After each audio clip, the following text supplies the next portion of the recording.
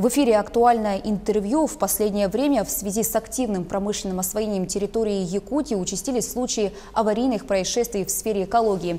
Это и случаи на реке Ирилях, Вилюй и речке Эльконка.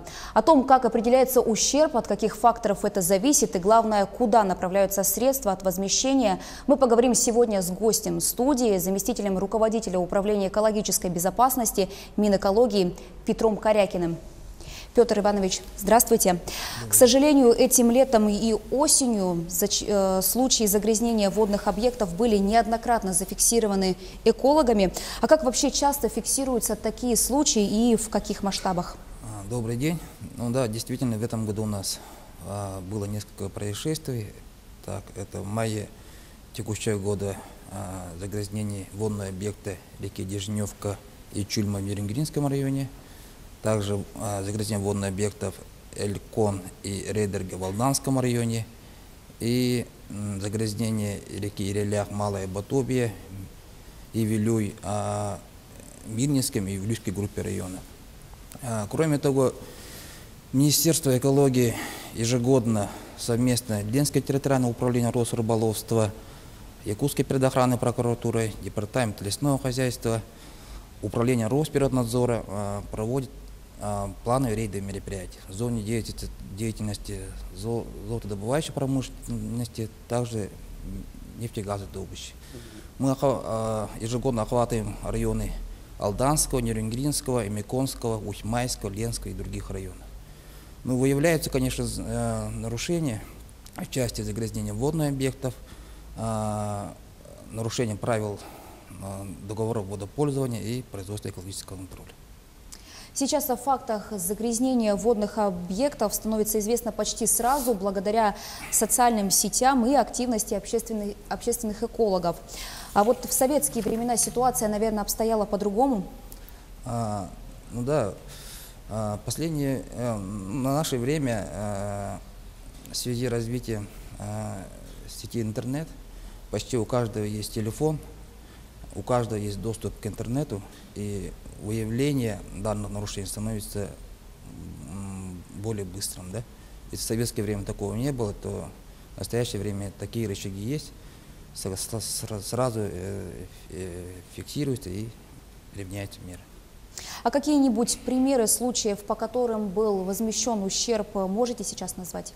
В 2016 году по результатам внеплановой проверки Алданского комитета охраны природы был выявлен факт загрязнения водного объекта, по результатам которого в 2018 году возмещен ущерб по загрязнению водного объекта Алданского района около 6 миллионов рублей. Также в 2016 году тоже Алданским комитетом по загрязнению почвы тоже возмещен 6 миллионов. То есть в этом году в бюджет Алданского района поступило около 12 миллионов рублей по возмещению ущерба в природной среде.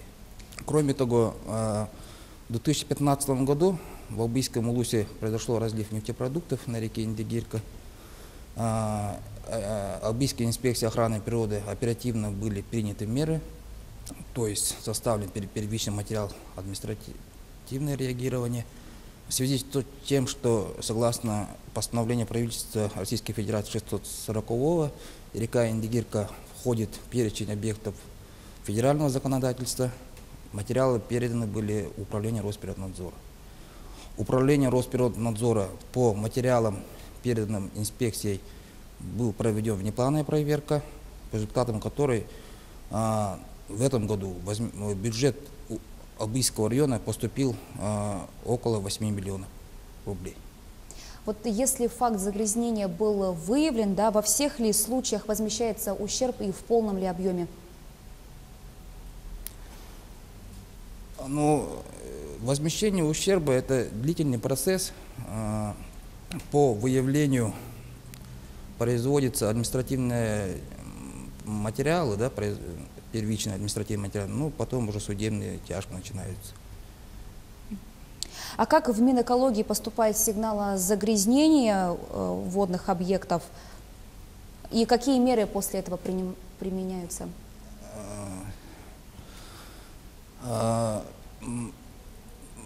Министерство в настоящее время есть 443 общественных инспектора, которые непосредственно являются нашими помощниками. Да?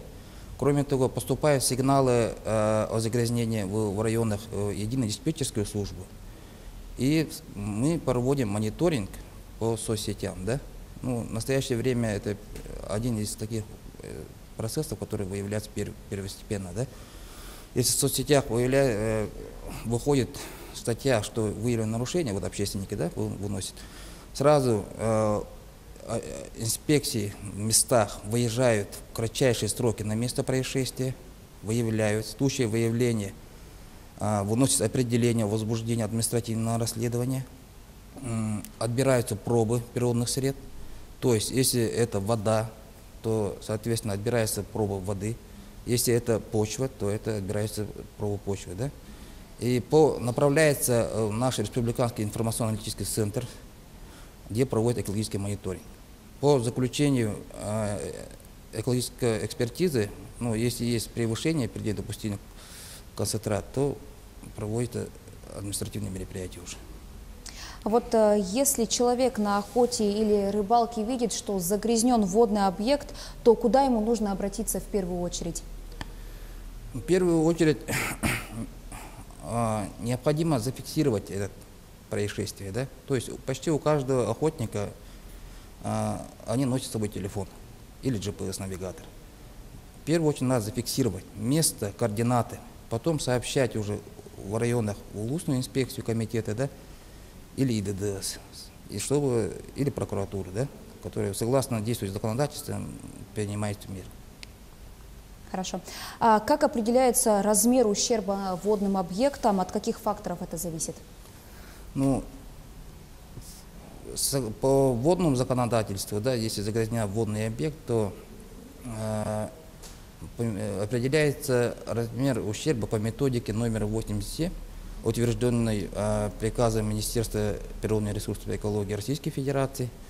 Там непосредственно фактором является, например, по золотарям, да, сброс загрязняющих веществ, то есть ширина этой реки, водного объекта, да, глубина, масса сброшенных загрязняющих веществ. В основном это, если по золотарям взять, то это взвешенные вещества. И первостепенно еще роль играет это, насколько сроком устранит правонарушитель данное нарушение. То есть в ходе административного производства инспектор выдает правонарушителю предписание, представление, чтобы он уведомил инспекцию о устранении данного нарушения. Чем быстро устранить правонарушитель данное нарушение, то будет сумма иска будет меньше. Да? Но должен не просто там я устранил сказать, да, а согласно методике он должен отобрать пробы и отправить в лабораторию. Это лабораторно должен быть доказано.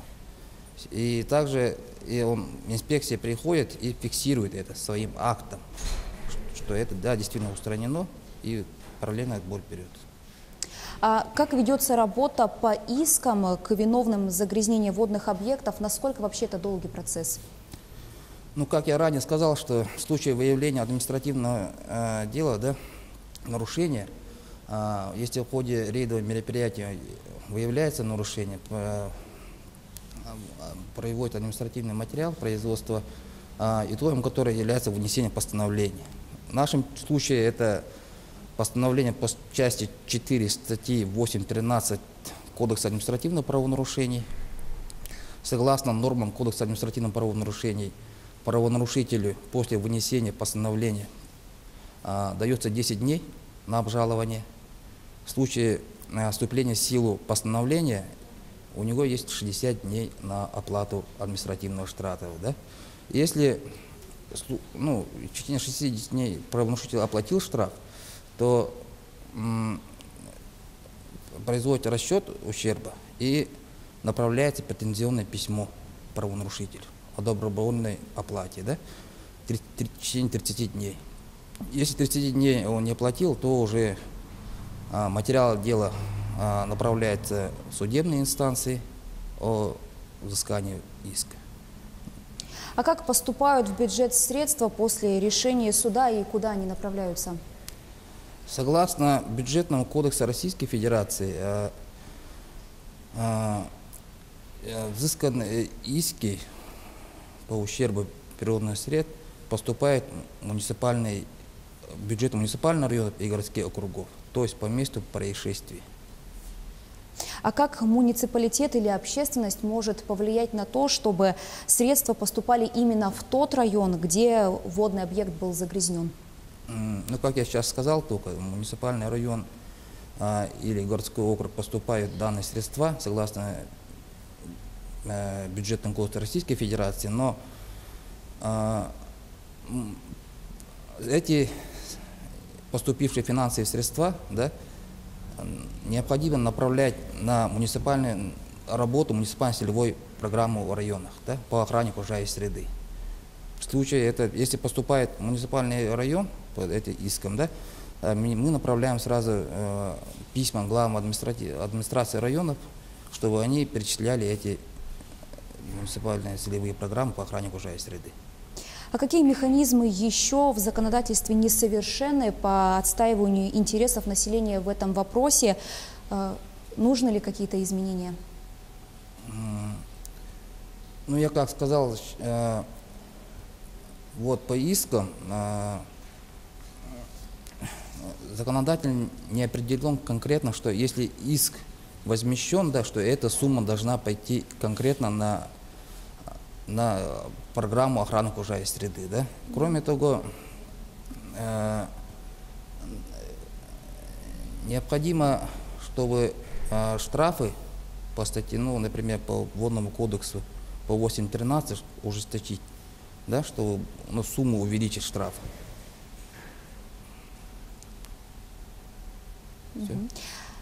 Петр Иванович, спасибо большое, что нашли время и пришли к нам в студию. А я напомню, это была программа «Актуальное интервью». Сегодня с гостем студии мы говорили об определении ущерба водным объектам. Оставайтесь с нами.